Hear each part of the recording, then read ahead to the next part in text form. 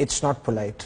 जंग जीतने के लिए 3 चीजों की बहुत अहमियत होती है, गैरत, ईमान और अकल। लेकिन यकीन कीजिए पाकिस्तानी कौम यानी आप इन तीनों चीजों से खाली हैं। आज मैं आपको मायूस नहीं करूंगा, बल्कि आप लोगों को हकीकत दिखाऊंगा, आप लोगों को आईना दिखाऊंगा। आप लोग वो कौम है कि जिनके इंतहाई संगीन और परेशान कुन हालात में जब आपकी शहरत काटी जा रही थी, तब भी पाकिस्तान के यूट्यूब पर ट्रेंडिंग में ड्रामे और गाने थे। क्या गज़वा हिंद की पेशनगोई इस कौम के लिए की गई थी कि जिसकी 80% आबादी हराम खाती और कमाती है, जिनके पेट में हराम होता है, जिस कौम की 90% आबादी झूठ बोलती है, गाहक को चीज की खामियां और नुक्स बताए बगैर बेच देती है और इसको अक्लमंदी समझती है, जिस कौम की बेटियां टिकटॉक पर नाचती हैं और इस कौम के शाहीन उन्हें बड़ी खुशी से देखते हैं। और यही बेटियां और बेटे जब वालिदैन बनेंगे तो सिवाय नाचने वालों के और क्या पैदा करेंगे, और ये माएँ क्या तरबियत करेंगी। हकीकत तो ये है कि बेगैरत हिंदू और यहूदी नहीं, बेगैरत आप हैं। आप पाकिस्तानी बेगैरत हैं।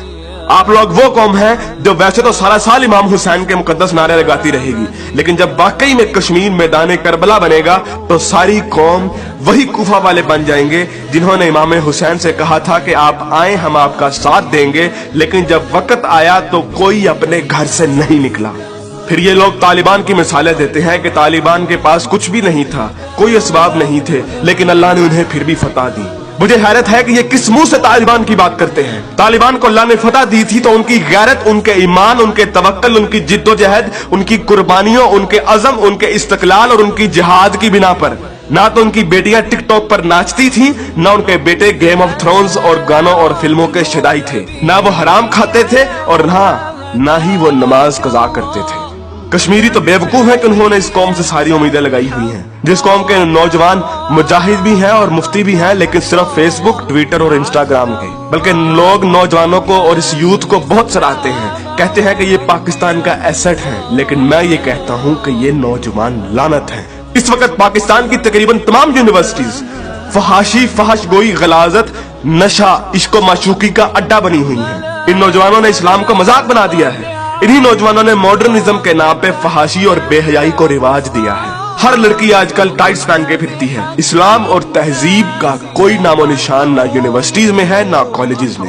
आज के लड़के गर्लफ्रेंड बनाने और लड़कियां बॉयफ्रेंड बनाने को फख्र समझती हैं। इन्हीं नौजवानों में चर्च और सिगरेट एक फैशन बन चुका है। हॉलीवुड के गाने और फिल्में और खुसूसी तौर पे नेटफ्लिक्स आज फैशन, मॉडर्न और पढ़े लिखे होने की अलामत है। और फितने सिर्फ शहरी इलाकों में ही नहीं, देहात में अक्सर मसाजिद खाली पड़ी रहती हैं। बमुश्किल किसी मस्जिद में एक सबसे ज्यादा नमाजी होते हैं। और झूठ, शरीकेबाजी, बदला और फसाद जितना देहात में होता है उतना तो शहरों में भी नहीं होता। अक्सर कॉलेजेस और यूनिवर्सिटीज के असातिज़ा फहश किस्म की जुगते लगाते हैं और बच्चों को बजाय अखलाकियात की तालीम देने के खुद बद अखलाकी की मिसाल बने होते हैं। और ऐसा क्यों ना हो, जब टीचर 45 मिनट पढ़ाने के पैसे ले लेता है लेकिन 20 मिनट पढ़ाता है और बाकी टाइम या तो मोबाइल पे गुजारता है या जुगतबाजी में या मजाक करने में। तो जब असातिज़ा तक के पेट में हराम की कमाई होगी तो वो क्या अखलाक सिखाएंगे। और सबसे बढ़कर हम जिन्स परस्ती और लौंडेबाजी पे बने हुए मजाक इस कदर आम हो चुके हैं, इस कदर आम हो चुके हैं कि सोशल मीडिया पर चलने वाले बिलावल भुट्टो और शेख रशीद की मीम्स इस कदर आम हो गई हैं कि जैसे ये कोई मसला ही नहीं, जैसे ये कोई खिलाफे इस्लाम, खिलाफे तहजीब कोई बात ही नहीं। ये फितना मजाक मजाक में इस कदर आम हो गया है कि अब तो कोई स्कूल, कोई कॉलेज, कोई यूनिवर्सिटी से मुस्तस्ना नहीं। जिस कौम के बच्चे 12-12, 13-13 साल की उम्र में स्कूलों से ही फहाशी और पोर्नोग्राफी के मरीज बन जाते हैं, तो क्या वो हवस के पुजारी नहीं बनेंगे? ऐसी जगह ज़ैनब जैसे केस सामने नहीं आएंगे तो और क्या होगा? मुझे हैरत होती है कि हर बंदा मीडिया को तनकीद का निशाना बनाता है, हर बंदा मीडिया को फहाशी का असल कसूरवार ठहराता है, लेकिन खुद को कोई जिम्मेदार नहीं ठहराता, जो उस मीडिया को बड़े शौक और बाकायदगी से देखता है और उस मीडिया को अरबों रुपए का बिजनेस भी देता है। बल्कि टीवी और गाने तो इस कौम के लिए आज ऑक्सीजन बन गए हैं। आप अभी किसी नाई की दुकान पर चले जाएं, किसी दर्जी की दुकान पर चले जाएं, हत्ता कि किसी चिंची रक्षे को देख लें, सब जगह गाने और मुजरे चल रहे होंगे। तकरीबन हर बंदे के व्हाट्सएप के स्टेटस पर या तो कोई टिकटॉक की वीडियो या फिर गाने लगे होंगे। और सबसे बढ़कर बेशर्मी और हराम इस कौम में इस कदर सराहियत कर गया है कि अब तो नातों को भी म्यूजिक के बगैर नहीं सुनते, नातों तक के अंदर म्यूजिक लगा दिया गया है। हमारी कौम का तो मजदूर और गरीब बंदा भी उतना ही खबीस है कि जितना अमीर। हर बंदा हराम खाता और कमाता है, फर्क सिर्फ ये है कि कोई ज्यादा खाता है और कोई कम। मुझे बताइए कि कितने मजदूर और कितने गरीब लोग आप मस्जिद में देखते हैं? किसी बाजार में चले जाएं, मर्दों से कई गुना ज्यादा औरतें नजर आएंगी। औरत अब बाजार की जीनत बन चुकी है। इस इस्लामी मुआशरे में आज तक किसी को कुरान तर्जुमे से पढ़ने की तौफीक नहीं हुई, और अगर कोई पढ़ता है तो सिर्फ अपने मतलब के दलाइल ढूंढने के लिए। बरेलवी कुरान खोलते हैं तो ईद मिलादुन नबी को सही साबित करने के लिए, शिया कुरान खोलते हैं तो जुलूस और मातम को सही साबित करने के लिए, तबलीगी जमात वाले कुरान खोलते हैं तो सिर्फ तबलीग के दलाइल ढूंढने के लिए, औरतें कुरान खोलती हैं तो मर्दों को निगाहें नीची करने वाली आयत दिखाने के लिए, और मर्द कुरान खोलते हैं तो औरतों को पर्दा करने वाली आयत दिखाने के लिए। और बहुत सी अवाम तो ऐसी है कि जो सिर्फ और सिर्फ वजीफे करने के लिए कुरान खोलती है। यानी इन लोगों ने कुरान को अल्लाह की किताब नहीं बल्कि टेलीफोन डायरेक्टरी बना दिया है। अपने मतलब का नंबर निकाला और डायरेक्टरी बंद। उलमा भी इन लोगों को कुछ नहीं कहते हैं। हर जुम्मे पे उलमा सिर्फ फजाइल की बातें करते हैं, कभी लोगों को ये नहीं कहते कि बेगैरती से कैसे बचा जा सकता है, बदगुमानी से कैसे बचा जा सकता है, झूठ से और फ्रॉड से कैसे बचा जा सकता है। उलमा भी लोगों को नहीं कहते कि कुरान तर्जुमे के साथ पढ़ो और सुनो कि तुम्हारा रब तुम्हें क्या कहता है।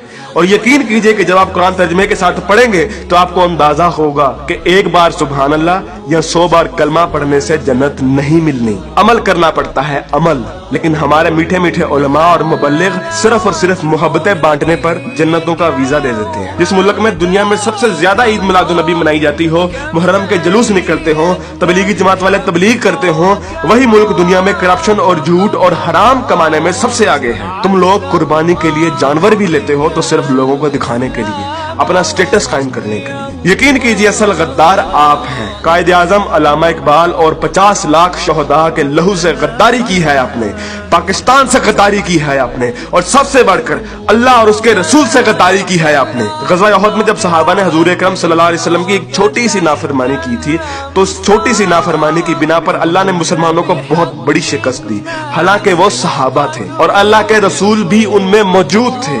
लेकिन आज आप लोग ये कहते हैं कि अगर जंग हुई तो आसमान से फरिश्ते उतरेंगे कतार अंदर कतार। तो पहले अपने अमाल और अपनी औकात देखिए और फिर बात कीजिए। ऐन मुमकिन है कि आप लोगों को इस तकरीर का कोई असर ना हो, क्योंकि जिस पेट में हराम, जबान पे झूठ, कानों में गाने और आंखों में हवस भरी हो, उन दिलों पर हक की बात असर नहीं करती। मैंने कभी इतनी बदतमीजी और सख्त अल्फाज से बात नहीं करनी थी, लेकिन यकीन कीजिए मैं बहुत मजबूर हूँ साफ साफ अल्फाज में अपनी कौम को उनकी हैसियत दिखाने के लिए कि असल में बदनामी के जिम्मेदार आप लोग खुद हैं, कि असल में जलालत आप लोगों ने खुद खरीदी है।